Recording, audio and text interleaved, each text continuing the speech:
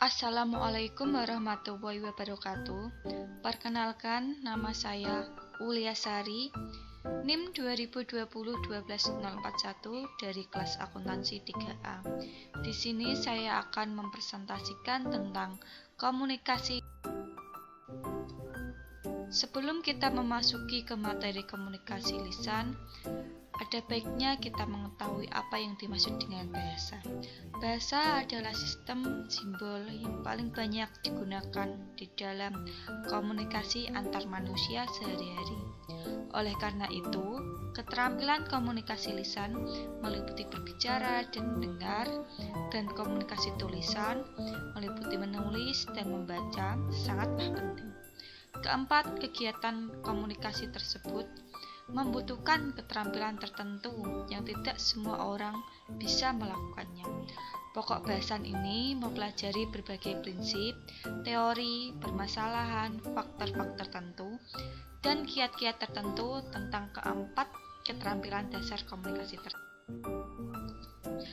Komunikasi lisan atau tulisan. Manusia lebih banyak melakukan komunikasi lisan, berbicara dan mendengarkan dibandingkan komunikasi tulisan, menulis dan membaca. Komunikasi menyampaikan lebih membangkitkan dibanding dengan, dan dapat dilihat dari diagram lingkaran tersebut bahwa lebih banyak orang yang mendengarkan daripada menulis. Komunikasi lisan adalah proses penyampaian pesan dengan cara mengucapkan kata-kata melalui suatu medium langsung kepada penerima, seperti saat orang bercakap-cakap secara tatap muka atau melalui media seperti telepon dan sebagainya. Komunikasi lisan dalam komunikasi antar manusia merupakan keterampilan berkomunikasi yang pertama kali dipelajari manusia. Merupakan era paling awal komunikasi antar manusia setelah era isyarat dan lambang. Sangat berperan dalam kehidupan manusia sejak masa tradisi retorika di Yunani hingga masa pemanfaatan bagi kampanye. Berbicara efektif.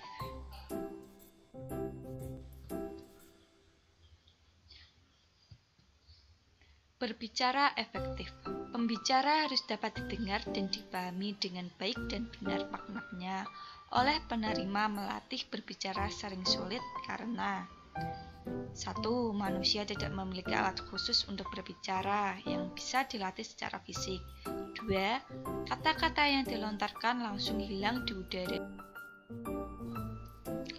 Jenis-jenis berbicara efektif ada 5. Yang pertama, berdasarkan situasi. Yang kedua, berdasarkan tujuan. Yang ketiga, berdasarkan jumlah penyimak. Yang keempat, berdasarkan metode penyampaian. Dan yang terakhir adalah berdasarkan peristiwa khusus.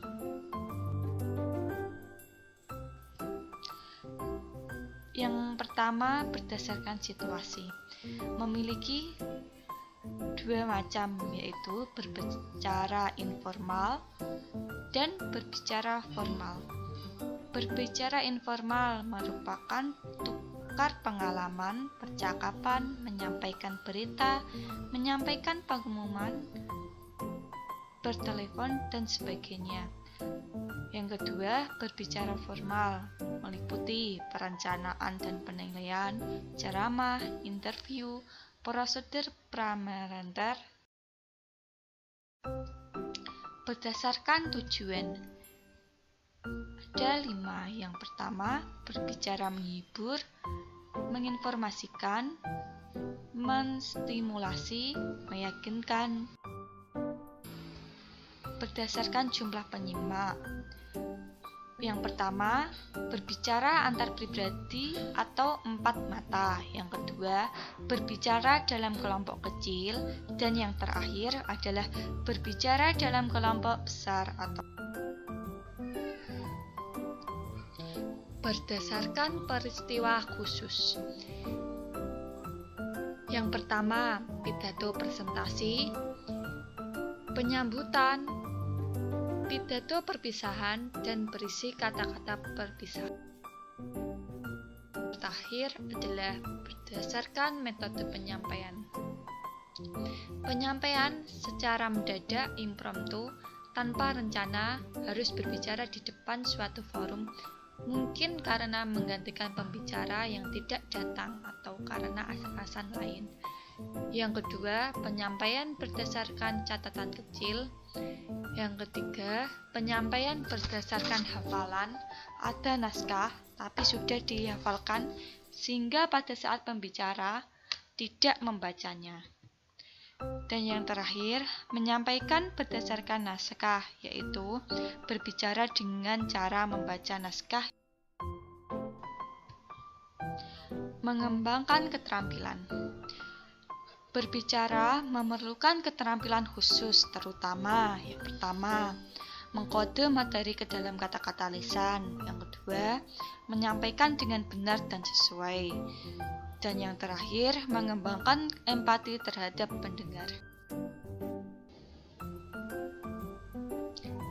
Teknik berbicara efektif. Yang pertama, bahasa. Bahasa yang digunakan harus efektif, tata bahasa benar, kosakata yang harus bervariasi. 2. Materi. Materi yang digunakan harus jelas, sesuai, dikenal, minat, terasosiasikan. Yang ketiga, cara atau gaya berbicara, yaitu pengucapan, penampilan, gerak-gerik. Keempat, penampilan berbicara meliputi postur tubuh, pakaian, dan perhiasan, gerak-gerik. 5. Hubungan dengan pendengar. Yang pertama harus mengenal, melibatkan, tidak mendominasi, dan menghargai. Yang keenam, suasana pembicara, membangun keakraban sesuai tujuan dan sesuai lingkungan.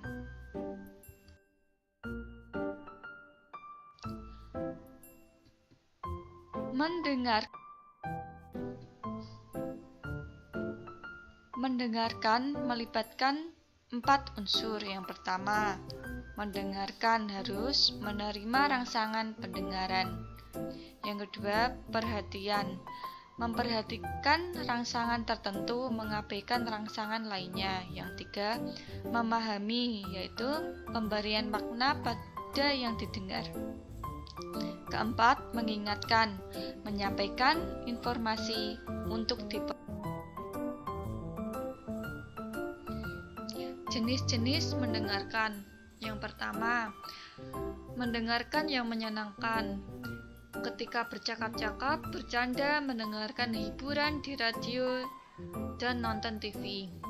Yang kedua, mendengarkan secara diskriminatif, yaitu fokus mencari informasi tertentu, misalnya pada saat kuliah. Yang ketiga, mendengarkan secara kritis, sambil aktif menelisik, mengevaluasi, mencari benar-benar salah, kekuatan, atau kelemahan, misalnya dalam sidang pengadilan. Yang keempat, mendengarkan dengan empati, mendengarkan yang tersirat, ikut merasakan emosi pembicara seperti saat mendengarkan keluh. Hambatan mendengarkan ada 6. Yang pertama, sibuk dengan diri sendiri, yaitu sibuk hal lain yang tidak berhubungan, contohnya memainkan rambut, menggambar, dan lain-lain. Yang kedua, sibuk dengan urusan eksternal, memikirkan yang tidak ada di tempat mendengarkan, contohnya melamun, mempertajam, hanya memperhatikan hal-hal tertentu.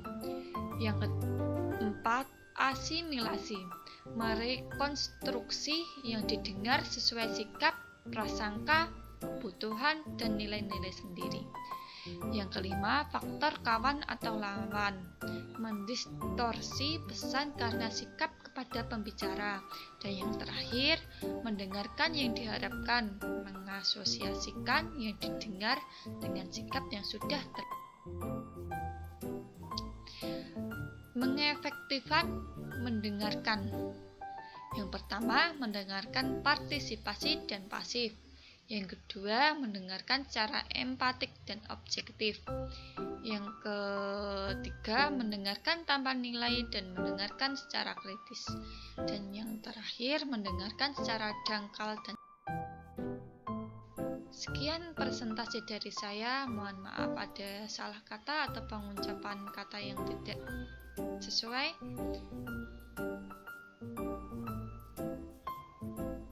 Wassalamualaikum warahmatullahi wabarakatuh.